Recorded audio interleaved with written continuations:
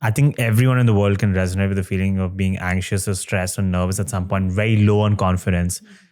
How can you use movement in those moments to quickly snap you out of there? Maybe temporarily build up your confidence again so you can combat that issue of feeling nervous or stressed or anxious in that moment. Okay. Can I do a fun exercise with you? Let's do it. How do you feel right now? Great.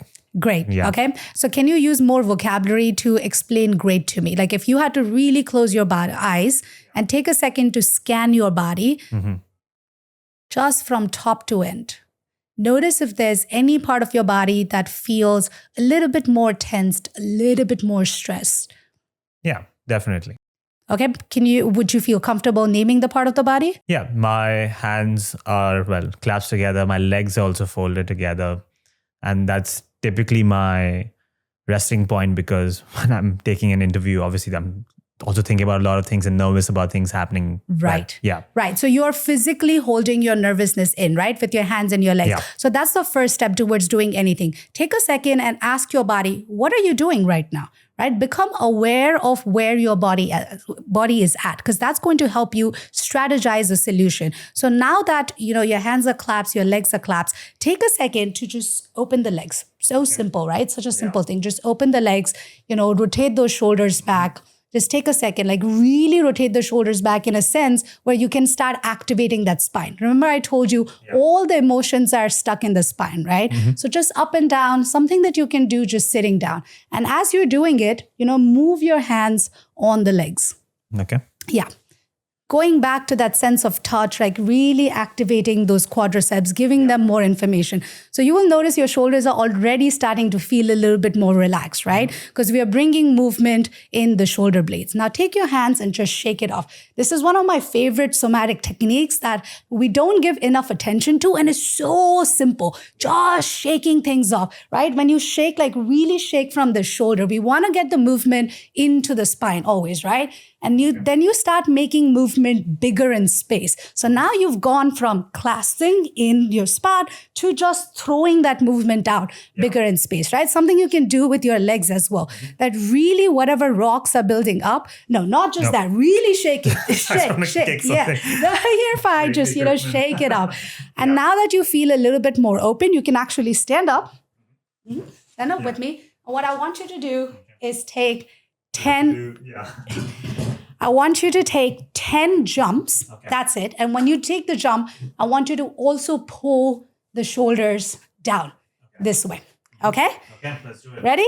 5, 6, 7, 8, 10, 9, 8. Loosen it. 7. Throw it down. 6, 5. Shake it out. 4, 3, 2, 1. Twist, twist, twist, twist, twist, twist, twist, twist, twist, twist, twist, twist. Twist a little. Shake it off. Shake it off. Shake it off. Right? Now take a seat. Let's go. Now tell me, how do you feel? Great. Even better than before. Even better than before, right? Yeah. Take a second to close your eyes. Scan through your body again. And tell me where your body's at. I think much better. Yeah. Your legs are already open. Yep. Right? Or your hands are still not clasped, but now they're now they're in the power mudra, right? Yeah. So already your body is intuitively telling you, instead of collapsing, can I connect my energy centers to come to a place of grounding and centering in the body? The other thing that it's done, it's released any type of pent-up energy, any type of nervousness that you're feeling. Your body is now telling you, I am a lot more open to receive the information coming my way. And it took us less than 5 minutes to do that. So this is what I mean when I say that you need to develop a more intentional relationship with movement. You don't want to wait for that 1 hour of workout. Just get up, jump a little bit, shake a little bit, become aware.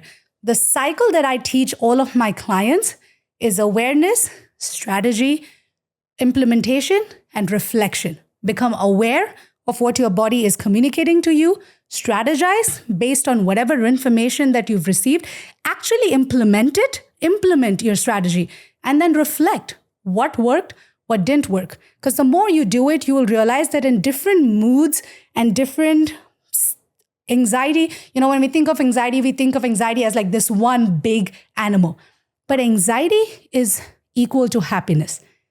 Every emotion you experience happiness, anxiety, depression, loneliness, surprise, whatever it is, at the end of the day, it's just energy. That's all it is. It's energy. And energy likes to be in circulation. Stagnant energy is not good. Circulated energy is amazing. So that's what we are trying to do. We are creating circulation with energy. Also, any emotion in your body will only exist for 90 seconds. That's it. Isn't that amazing? Just for 90 seconds. And if you allow that emotion to stay in your body for 90 seconds without judging it, without trying to push it away, it will naturally go. After 90 seconds, if you hold on to that emotion, that's eventually going to turn into a feeling. That's going to then turn into a mood. So the idea is allow that emotion to just pass through you. Don't say, oh, I want to be happy. I don't want to be sad. That's not going to happen. You're going to experience every single emotion. They are visitors in your body.